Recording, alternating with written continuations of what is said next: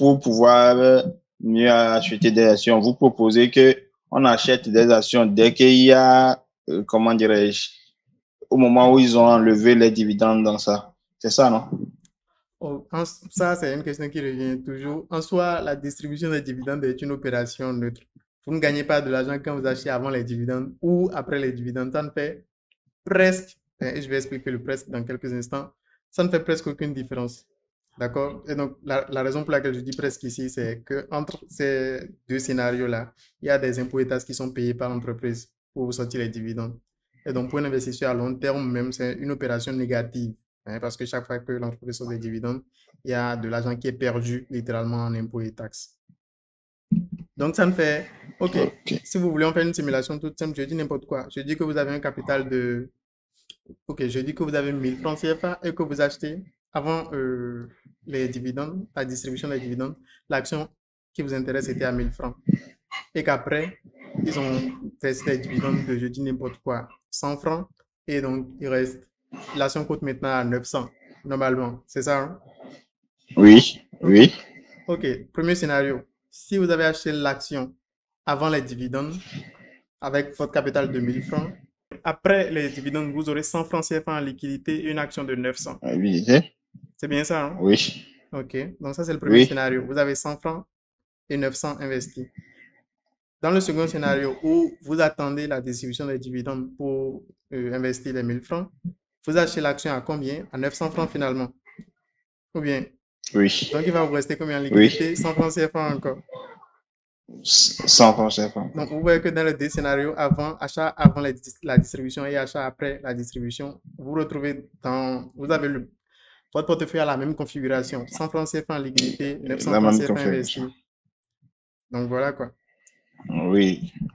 Mais souvent, on parle que après les dividendes, là, et souvent les actions se baissent. Oui, ça c'est vrai. Et donc, ça c'est un truc qui est très Donc, vrai sur la BRVM. Il y a des opportunistes, je les appelle les dividendistes, qui ne sont là que pour les dividendes. Donc, dès que l'entreprise va payer les dividendes, eux, ils vont commencer par sortir de l'action et le cours de l'action va chuter davantage. Et je crois que là où vous ok, voulez ok. rebondir sur le sujet, c'est est-ce que ce n'est pas une opportunité justement, est-ce que ce n'est pas une raison pour acheter après la distribution des dividendes, c'est ça, non? Oui, c'est ça.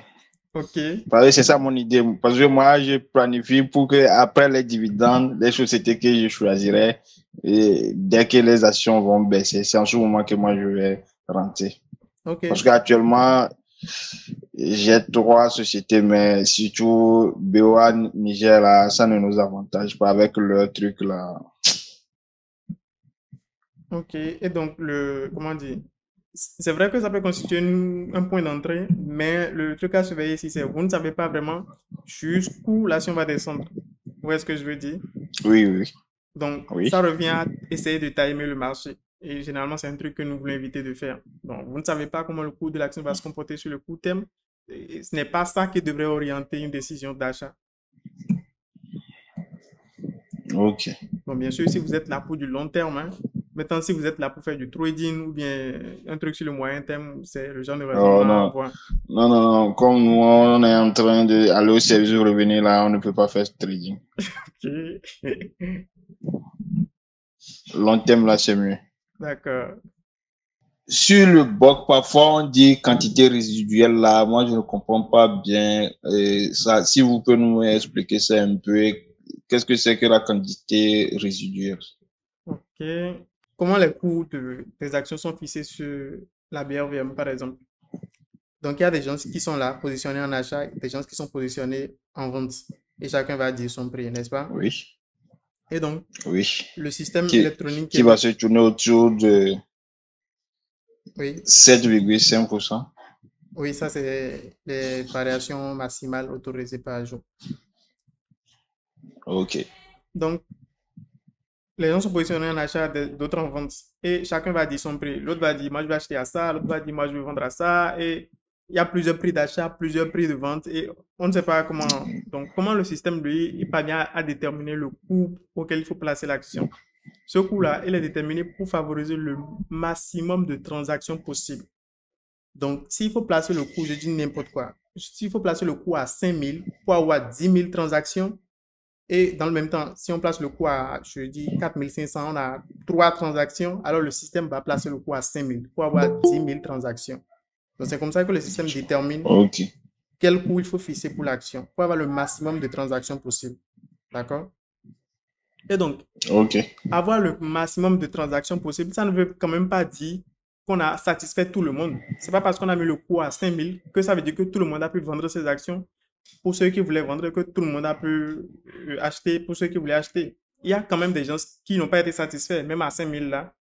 Parce qu'il y a peut-être des gens qui voulaient vendre à Oui, oui. 5500, alors qu'on a mis le coût à 5000. Donc, 100, ils n'ont pas pu vendre. 100 Et dans le même temps, il y a des gens qui voulaient acheter à Donc, 4500.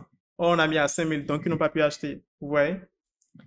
oui, Donc, oui, les oui. quantités résiduelles, c'est tout simplement la somme de tous ces ordres insatisfaits. Donc, on va dire, il y a telle personne qui voulait 100 actions, elle n'a pas été satisfaite, donc il y a 100 quantités résiduelles. Il y a telle autre personne qui voulait 20 actions, qui n'a pas été satisfaite parce qu'on a mis le coût à 5000. Donc, Fait. on ajoute les 20 au Oui. 100, ça fait 120. Et on continue comme ça jusqu'à collecter toutes les quantités résiduelles de ceux qui n'ont pas été satisfaits. Ok, donc ceux qui ne sont pas été satisfaits, leur quantité là, c'est ça qui est la quantité résiduelle. Résiduelles, c'est ça, exactement. Ok, ok.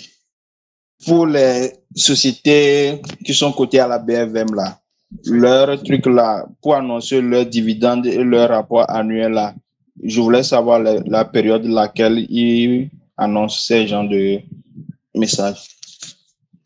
Alors, c'est pas tellement une question de... On va pas dire que toutes les sociétés qui sont cotées sur la BRVM annoncent ça dans une certaine période. Ça va dépendre de l'entreprise. Donc, je dis n'importe quoi. Si l'entreprise a tendance... OK, si l'année passée, l'entreprise a annoncé ces genres d'événements en mars, par exemple, il y a de fortes chances que l'année prochaine, ce soit encore en mars. Vous voyez ce que je veux dire? Mais ça ne veut pas dire que toutes les Oui, entreprises sur la BRVM annoncent ça en mars. C'est chaque entreprise avec son calendrier. son calendrier. Et les périodes des dividendes là, Ouais, ça commence de quel mois à quel mois? ça aussi, c'est pareil. Il n'y a pas vraiment un mois de début. Il faut voir l'année passée à quelle période l'entreprise a payé les dividendes. Et généralement, cette année, ce sera aussi dans la même période des années suivantes aussi. Ok.